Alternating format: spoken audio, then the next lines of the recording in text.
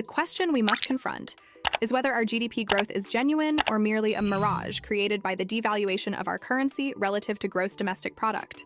I contend it's unmistakably the latter.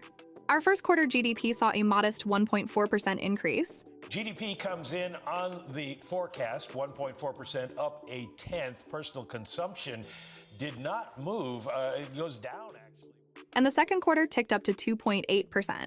These numbers, while unimpressive, are heralded as evidence that we are doing better than anyone else. President Biden also points to record low unemployment and unprecedented job creation, painting a rosy picture of our economy. Over the last 3.5 years, President Biden has helped restore the United States' leadership in a global economy. We are experiencing unprecedented levels of job creation, historically low unemployment, declining inflation, and growing wages and wealth. The rebuilding of an economy that works for everyone. But it's time to peel back the layers of rhetoric and confront the cold, hard truth behind these numbers. Let's start with employment, the supposed crowning achievement that's touted as the envy of the world. In the year 2000, the U.S. had a population of roughly 285 million, with a workforce of 161.6 million, a labor force participation rate of 56%, contributing to a GDP of 10.4 trillion. Fast forward to 2024, and our population has ballooned to 336.8 million, assuming we trust the official figures that likely undercount the illegal population flooding into the country. Despite this population surge of 18.2%, our workforce has contracted to 161.2 million, a reduction of 400,000, giving us a labor participation rate of 47.8%. How can the supposed envy of the world add 51.8 million people and yet shrink its labor force? In December, the jobs report showed that 845,000 people had dropped out. That was the 10th largest increase in the number of people dropping out of the labor force since the Labor Department started tracking the data in 1975. Americans dropped out of the labor force in 8 out of 12 months last year, leaving the U.S. with a net 694,000 fewer workers. Meanwhile, our GDP has skyrocketed to an eye-watering $28.6 trillion. Our political elite would have us believe that this is a monumental achievement, that our economy has magically grown nearly threefold with fewer people contributing. Now you see why we're supposedly the envy of the world. But let's drop the act. How naive would someone have to be to lend any credence to these talking points?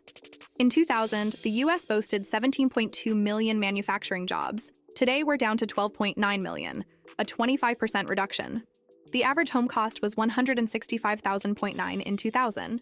Now it's $407.1, a nearly 2.5-fold increase. The cost of an automobile was $22,400 in 2000. Now it's nearly $49, more than double.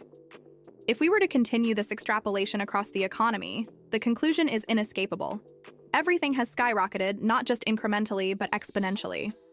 We're drowning in an ocean of ever-accelerating costs. The stark reality is that our $28.6 trillion economy is nothing more than a house of cards built on the back of a crumbling US dollar. No, we're not producing more with less. We're actually producing less for a growing population. From the stock market to the housing market and everything in between, we are on a collision course with hyperinflation, driven by the reckless creation and misuse of our currency. The so-called GDP growth is a grand illusion, a byproduct of a rapidly devaluing dollar. We're nowhere near full employment. We've simply redefined employment to the point of absurdity. One of the things we have to remember is although we continue to see payrolls rising, the number of people actually employed has been falling. It's actually 600,000 below where it was back in November of last year. So the labor market is not all well, certainly not as well as it seems, I would say.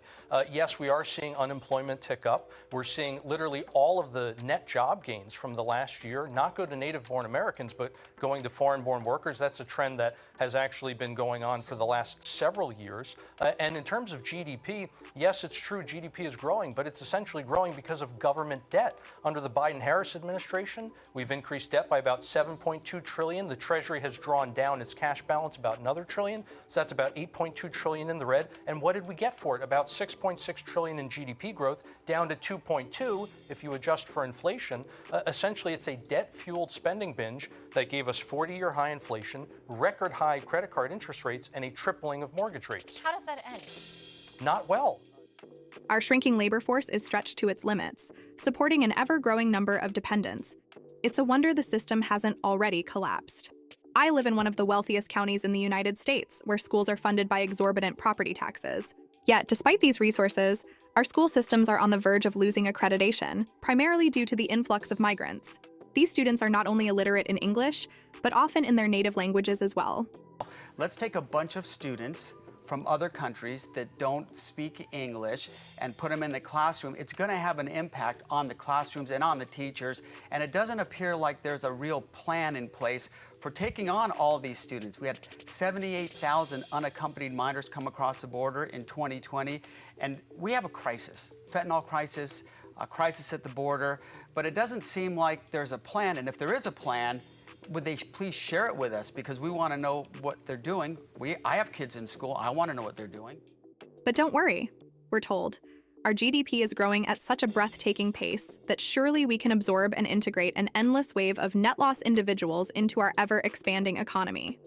The world is waking up to the reality that the once great United States is now a shadow of its former self, led by a political elite hell-bent on steering us to our own destruction.